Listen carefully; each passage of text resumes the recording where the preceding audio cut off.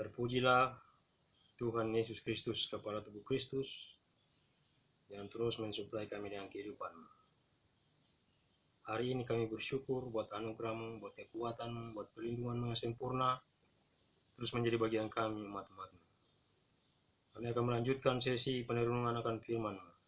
Roh Kudus, terangi kami, hati kami, pikiran kami, sehingga kami dapat memahami setiap kebenaran-Mu lewat firman-Mu yang akan kami renungkan. Terpuji nama Bapa di dalam nama Tuhan Yesus Kristus. Disambut firman-Mu. Haleluya. Amin. Shalom, saudaraku. Selamat berjumpa lagi di sesi hari ini. Hari Jumat, ya, Jumat 29 Mei 2020. Kita akan melanjutkan perenungan firman. Hari ini kita sudah berada di Kisah Rasul pasal 6. Kisah Rasul pasal 6 ini hanya terdiri dari 15 ayat. Ya, judulnya adalah 7 orang dipilih untuk melayani orang miskin. Demikian firman Tuhan. Pada masa itu, ketika jumlah murid makin bertambah, timbullah sungut-sungut di antara orang-orang Yahudi yang berbahasa Yunani terhadap orang-orang Ibrani, karena pembagian kepada janda-janda mereka diabaikan dalam pelayanan sehari-hari. Haleluya. Berhubung dengan itu, ke-12 rasul itu memanggil semua murid berkumpul dan berkata, jadi mereka bersidang, ya, kami tidak merasa puas karena kami melalaikan firman Allah untuk melayani meja. Haleluya. Karena itu, saudara-saudara, pilihlah 7 orang dari antaramu yang terkenal baik dan yang penuh roh dan hikmat, supaya kami mengangkat mereka untuk tugas itu. Haleluya. Saudara-saudara, ya, dan supaya kami sendiri dapat memusatkan pikiran dalam doa dan pelayanan firman. Usul itu diterima baik oleh seluruh jemaat. Lalu mereka memilih Stefanus, seorang yang penuh iman dan Roh Kudus, dan Filipus, Prokorus, Nikanor, Timon, Parmenas, dan Nikolaus, seorang penganut agama Yahudi dari Antioquia. Ada 7 orang. Haleluya. Mereka itu dihadapkan kepada rasul-rasul, lalu rasul-rasul itu pun berdoa dan meletakkan tangan di atas mereka. Haleluya. Firman Allah makin tersebar dan jumlah murid di Yerusalem makin bertambah banyak. Haleluya. Juga sejumlah besar imam menyerahkan diri dan percaya. Haleluya. Tuduhan terhadap Stefanus. Dan Stefanus yang penuh dengan karunia dan kuasa mengadakan mujizat-mujizat dan tanda-tanda di antara orang banyak. Haleluya. Tetapi tampillah beberapa orang dari jemaat Yahudi yang disebut jemaat orang Libertini. Anggota-anggota jemaat itu adalah orang-orang dari Kirene dan dari Alexandria, bersama dengan beberapa orang Yahudi dari Kilikia dan dari Asia. Orang-orang itu bersoal jawab dengan Stefanus. Haleluya. Tetapi mereka tidak sanggup melawan hikmatnya dan roh yang mendorong dia berbicara. Haleluya. Lalu mereka menghasut beberapa orang untuk mengatakan, kami telah mendengar dia mengucapkan kata-kata hujat terhadap Musa dan Allah. Dengan jalan demikian mereka mengadakan suatu gerakan di antara orang banyak, serta tua-tua dan ahli-ahli Taurat. Mereka menyergap Stefanus, menyeretnya dan membawanya ke hadapan mahkamah agama. Lalu mereka memajukan saksi-saksi palsu yang berkata, orang ini terus-menerus mengucapkan perkataan yang menghina tempat kudus ini dan hukum Taurat. Sebab kami telah mendengar dia mengatakan bahwa Yesus orang Nazaret itu akan merubuhkan tempat ini dan mengubah adat istiadat yang diwariskan oleh Musa kepada kita. Semua orang yang duduk dalam sidang mahkamah agama itu menatap Stefanus. Lalu mereka melihat muka Stefanus sama seperti muka seorang malaikat. Haleluya. Sampai demikian jauh pembacaan firman Tuhan. Yang berbahagia adalah setiap kita yang terus-menerus merenungkan firman Tuhan siang dan malam, serta melakukannya dalam kehidupan kita sehari-hari. Haleluya. Hari ini kita melihat pembacaan ini pada merupakan kelanjutan dari pergerakan gereja Tuhan, jemaat awal di Yerusalem. Haleluya. Dikatakan pada masa itu, ketika jumlah murid makin bertambah. Haleluya. Jadi pada saat jumlah murid semakin bertambah, mereka menemukan suatu permasalahan. Ada suatu masalah yang timbul dalam jemaat. Dikatakan timbul sungut-sungut di antara orang-orang Yahudi yang berbahasa Yunani terhadap orang-orang Ibrani. Jadi orang Yahudi itu bersungut-sungut terhadap orang Yunani, orang Ibrani. Haleluya. Karena apa? Karena pembagian kepada janda-janda mereka diabaikan dalam pelayanan sehari-hari, pelayanan diakonia. Haleluya. Berhubung dengan itu, ke-12 rasul itu memanggil semua murid berkumpul dan berkata, ya, jadi mereka bersidang untuk membicarakan masalah itu. Katakan, kami tidak merasa puas karena kami melalaikan firman Allah untuk melayani meja. Jadi rupa-rupanya para rasul ini terlibat juga dalam pelayanan meja. Sementara mereka sudah melalaikan firman Tuhan dikatakan. Haleluya. Jadi dalam gereja Tuhan itu ada dua pelayanan. Pelayanan meja, meja rohani dan meja jasmani. Haleluya. Haleluya. Dikatakan, karena itu saudara-saudara pilihlah 7 orang dari antaramu yang terkenal baik. Ya, harus terkenal baik dan yang penuh dengan roh dan hikmat, supaya kami mengangkat mereka untuk tugas itu. Haleluya. Dan supaya kami sendiri dapat memusatkan pikiran dalam doa dan pelayanan firman-Nya. Jadi maksudnya para rasul-rasul ini bisa memusatkan pikiran di dalam doa dan pelayanan firman. Haleluya. Terpusat pada hal-hal yang dahsyat, hal-hal rohani. Jadi ada suatu tugas yang harus diberikan kepada deacon, yaitu pelayanan meja. Haleluya. Nah, usul itu diterima baik oleh seluruh jemaat. Lalu mereka memilih satu, Stefanus, seorang yang penuh dengan iman dan Roh Kudus. Kedua, Filipus. Ketiga, Prokorus. Keempat, Nikanor. Kelima, Timon. Keenam, Parmenas. Dan yang ketujuh, Nikolaus.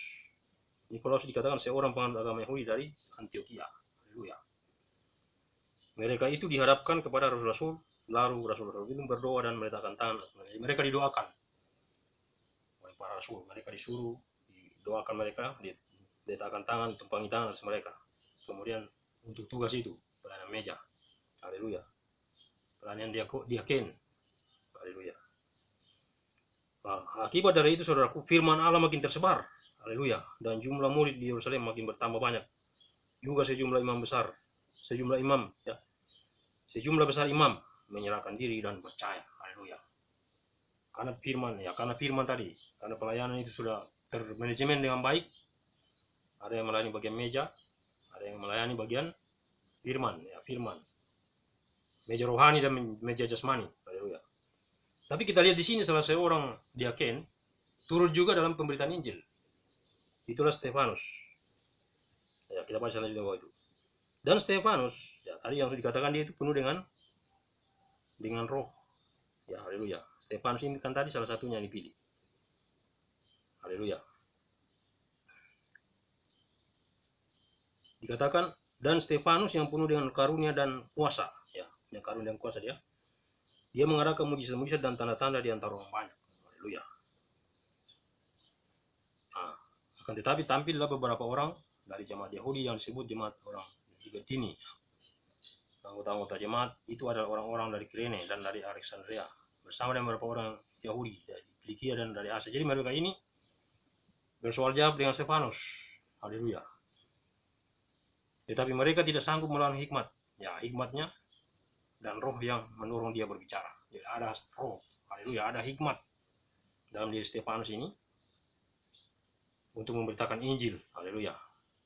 Dikatakan Roh Kudus mendorong dia untuk berbicara. Nah, akibat daripada itu, karena mereka tidak bisa lagi. Haleluya. Haleluya. Mereka artinya bersepakat. Haleluya. Mereka menghasut beberapa orang.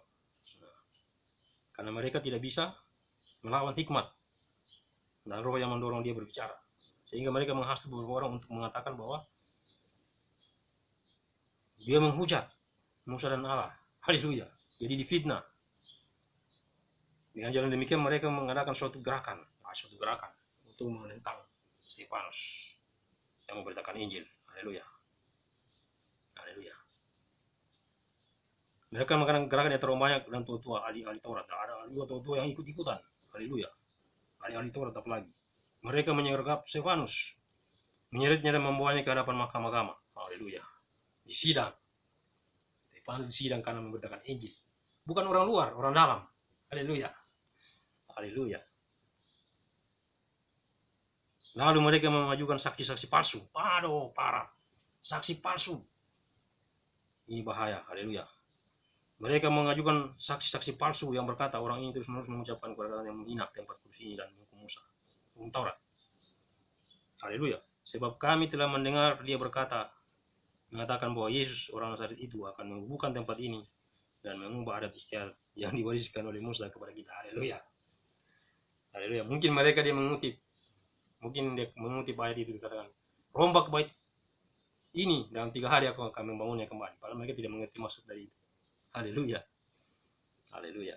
Karena itu pernah Yesus mengatakan waktu masih ada bersama-sama mereka. Waktu murid-murid berkata, waktu mereka mengagumi gedung-gedung yang indah, bangunan-bangunan yang indah, hanya Yesus berkata, rombak itu. Ya. Waktu itu dia berkata bahwa semua ini tidak akan ada yang, semua akan dirubuhkan. Nah, terjadi juga waktu Yesus mengusir orang-orang yang berjualan di bait suci. Haleluya. Itu juga terjadi itu. Yang mungkin dia kutip ayat itu. Haleluya. Sehingga dia pakailah untuk menghantam, untuk memfitnah Stefanus. Tapi apa dikatakan terjadi ini? Haleluya. Waktu dihadapkan, semua orang duduk dalam sidang. Jadi di sidang dia mahkamah agama. Stefanus ini di sidang. Dikatakan semua orang yang duduk dalam sidang itu, mahkamah agama itu, menatap Stefanus. Haleluya. Lalu mereka melihat muka Stefanus sama seperti muka seorang malaikat. Haleluya. Ada urapan yang dahsyat dalam diri Stefanus sehingga dia kelihatan seperti malaikat. Haleluya. Nanti selanjutnya pasal 7 kita akan melihat bagaimana pembelaannya. Haleluya. Nah, intinya pada hari ini ada beberapa yang bisa kita ambil dari situasi ini adalah apabila suatu jemaat sudah berkembang, penata layanan itu sangat penting. Haleluya. Jadi mungkin memang dalam penataan jemaat-jemaat lokal bertubuh Kristus. Di sana itu ada, saya sudah pernah singgung, di dalam jemaat lokal itu ada beberapa komponen-komponen. Ya, ada jawatan-jawatan, itulah para rasul-rasul, yaitu para penatua, pendosa dan hamba-hamba Tuhan. Itu semua jawatan, jawatan rohani. Itu mereka yang bertugas melayani meja. Mereka bergumul siang dan malam. Haleluya. Untuk ada wahyu, ada hikmat, wahyu dari firman untuk melayani jemaat. Makanan-makanan rohani yang bergizi untuk dibagikan kepada jemaat. Sehingga jemaat bertumbuh dalam kasih karunia. Semakin bertumbuh dalam pengenalan yang benar akan Yesus sebagai kepala. Haleluya. Nah, di dalam jemaat lokal itu, komponen-komponennya itu adalah para penatua. Para penatua itu lembaga penatua. Para penatua terdiri dari para pendeta syafaat, hamba-hamba Tuhan. Haleluya. Jawatan-jawatan rohani termasuk diaken, para diaken. Ini tadi diaken ini.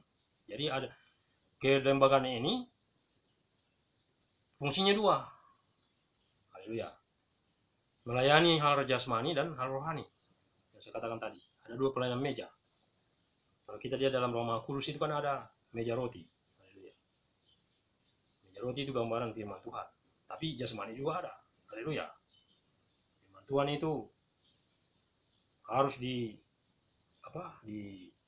diramu lewat doa, persekutuan bersama, doa puasa, doa bersama, maupun doa pribadi. Sehingga muncullah hikmat wahyu dari setiap firman. Dan itu siap dibagikan kepada jemaat sebagai makanan rohani. Nah, dalam hal itu juga ada kebutuhan jasmani. Nah, tadi yang disinggung itu masalah orang-orang miskin dan para janda. Haleluya. Kalau di dalam Timotius itu dijelaskan itu bagaimana itu janda. Umur janda itu dikatakan di sana itu yang di atas 60 tahun. Ditulisnya di Timotius. Nanti kita akan belajar. Nah, orang miskin. Sehingga ini mereka tidak terabaikan. Haleluya.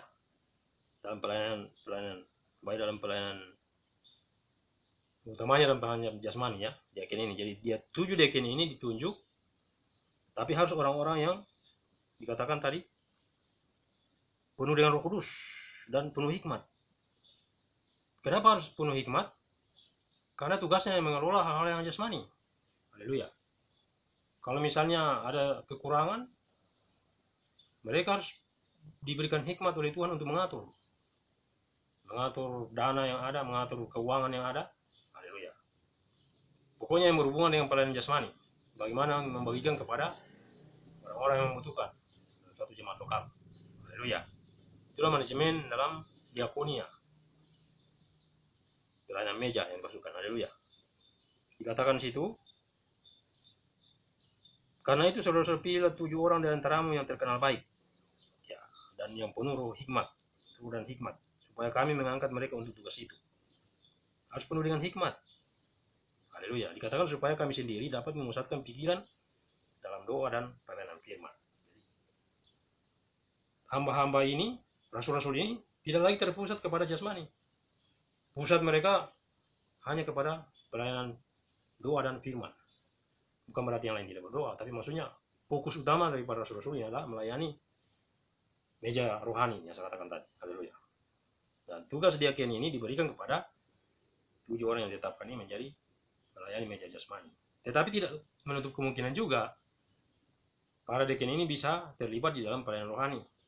Ya, karena mereka juga penuh dengan Roh Kudus. Contohnya Stefanus. Haleluya, yang sudah kita baca di bawah tadi. Stefanus dia memberitakan Injil. Haleluya, bahkan dikatakan tadi waktu dia dihadapkan di mahkamah itu mukanya seperti malaikat. Haleluya. Haleluya.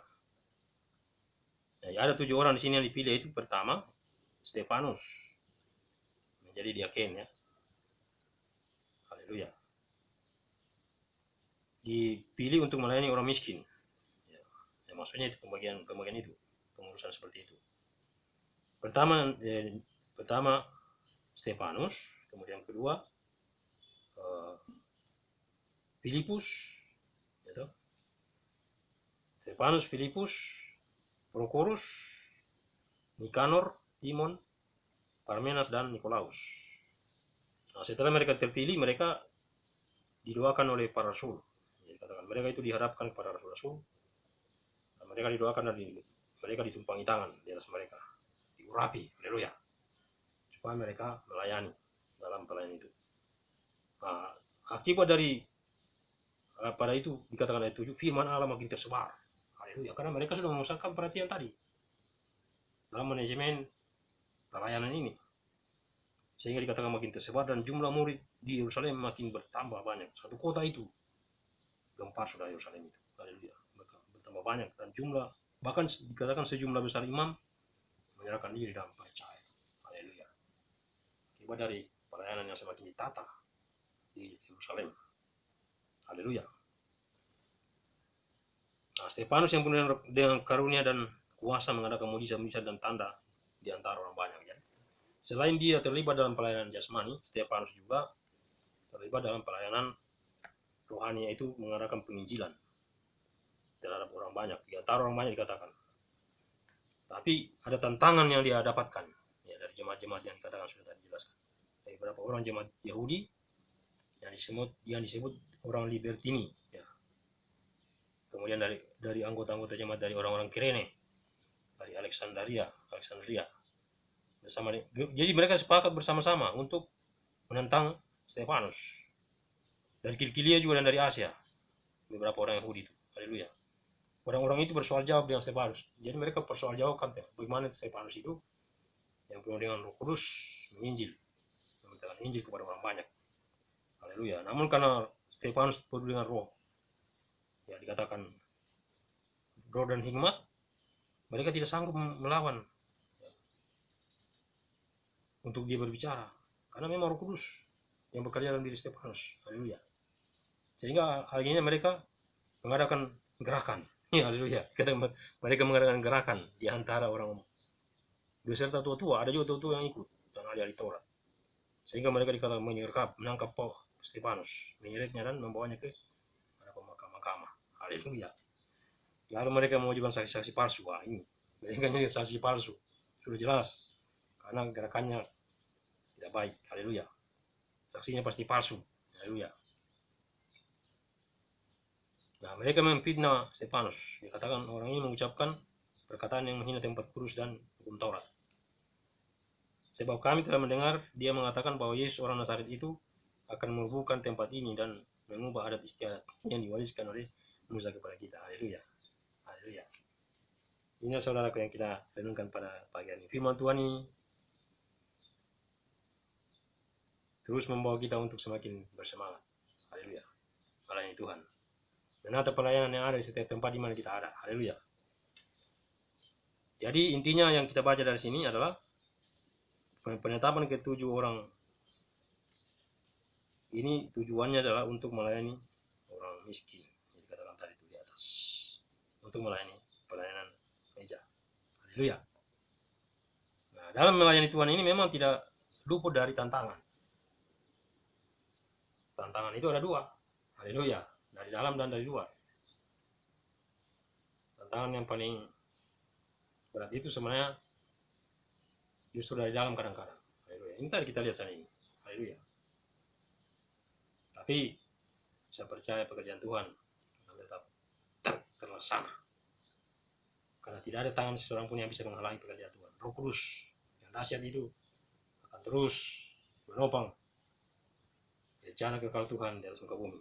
Menyatakan. Dan orang-orang yang Tuhan pilih bukan orang-orang sembarangan untuk meletakkan kerajaannya di atas muka bumi. Tuhan lebih mengenal mereka. Haleluya. Hati nurani mereka. Haleluya. Ketulusan mereka. Haleluya. Nah, kita lihat di sini bagaimana salah satu diakonia yaitu Stefanus yang terlibat juga di dalam pelayanan rohani. Haleluya. Nah, itu yang pertama tadi bahwa tujuannya ini adalah untuk melayani pelayanan meja. Jadi yang kedua adalah supaya firman Tuhan makin tersebar. Dan ini ternyata terjadi juga karena mereka sudah memusatkan perhatian pada pelayanan doa dan pelayanan firman. Haleluya. Nah, inilah tata manajemen pelayanan yang penting yang perlu kita tiru supaya kalau orang memang ditempatkan Tuhan di bagian-bagian rohani, nggak usahlah ngurus di jasmani. Haleluya. Tapi dalam suatu persidangan itu kan memang bersidang bersama-sama. Tetapi dalam hal-hal yang secara spesifik, contohnya misalnya memegang kas itu kan tugas diakonia. Haleluya.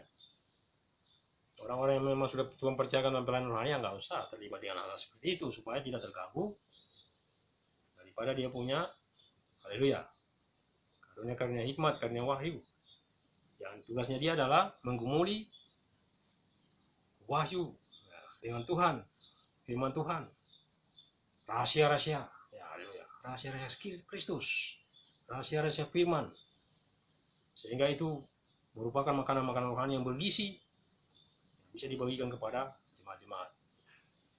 Ada kelima jawatan bersama-sama dalam kebersamaan untuk memperlengkapi dikatakan orang-orang kudus bagi pekerjaan pelayanan bagi pembangunan tubuh Kristus yang sudah dijelaskan di Efesus 4. Ini tugas mereka dan ditopang oleh para diaken, para pendosa syafaat, para hamba Tuhan. Haleluya. Ini akan terjadi suatu sinergitas yang luar biasa kalau mereka semua sehati dan sepikir, sejiwa untuk mengadakan suatu pekerjaan Tuhan di setiap lokal, setiap tempat. Nah, saya sungguh percaya bahwa kalau hal ini dikerjakan, maka sungguh tidak lama setiap lokal, setiap tempat akan dibenangkan bagi kerjaan Tuhan. Haleluya. Haleluya. Saya kira ini yang bisa kita renungkan pada hari ini. Mari kita terus bersyukur di tengah-tengah masih kita menghadapi pandemi virus corona. Saya percaya kita tetap semangat karena firman Tuhan ini menjadi kekuatan kita setiap hari, setiap waktu untuk mendorong kita oleh kuasa Roh Kudus. Sukacita dan sejahtera, kekuatan Tuhan, perlindungan Tuhan sempurna menjadi bagian kita semua. Haleluya. Mari kita menutup perlindungan ini dengan berdoa. Terima kasih. Kami kembali mengucap syukur Bapa di sorga buat waktu yang ada, yang indah. Pada hari ini, hari Jumat 29 Mei 2020, tidak terasa kami akan mengakhiri bulan ini Tuhan. Semuanya oleh karena kasih karunia-Mu kami boleh ada. Karena itu kami kembali mengucap syukur, menaikkan pujian syukur setinggi-tingginya kepada Engkau Yesus Kristus Tuhan, kepala tubuh Kristus, yang terus bekerja mensuplai kehidupan kami, umat-umat jemaat-Mu, hamba-hamba-Mu yang melayani Engkau. Biarlah Engkau terus memberikan kami hikmat dan wahyu yang baru setiap hari, sehingga kami memiliki kekuatan oleh firman-Mu untuk terus bekerja melangkah maju dalam pekerjaan yang besar ini, yaitu visi pembangunan tubuh Kristus. Memberkati hamba-hambamu yang melayani di setiap tempat, khususnya saudara-saudara kami yang menonton tayangan ini. Biar Engkau memberkati kehidupan mereka, apapun yang menjadi pergumulan mereka, Engkau hadir di tengah-tengah mereka menjadi jawaban, khususnya bagi hamba-hambamu full timer. Tuhan, topang mereka dengan kekuatan-Mu, sehingga mereka memiliki hikmat dan wahyu untuk melaksanakan setiap tugas pelayanan yang sudah percayakan. Terpujilah Bapa, segala puji, segala hormat, segala kemuliaan kami kembalikan kepada Engkau, Yesus Kristus Tuhan, yang terus mensuplai kami dengan kehidupan-Mu. Terpujilah nama Bapa, di dalam nama Tuhan Yesus Kristus kami sudah berdoa dan mengucap syukur. Haleluya. Amin. Demikianlah saudaraku, renungan kita pada hari ini. Selamat menyatukan tugas. Semangat terus. Immanuel, Tuhan beserta kita. Haleluya. Shalom.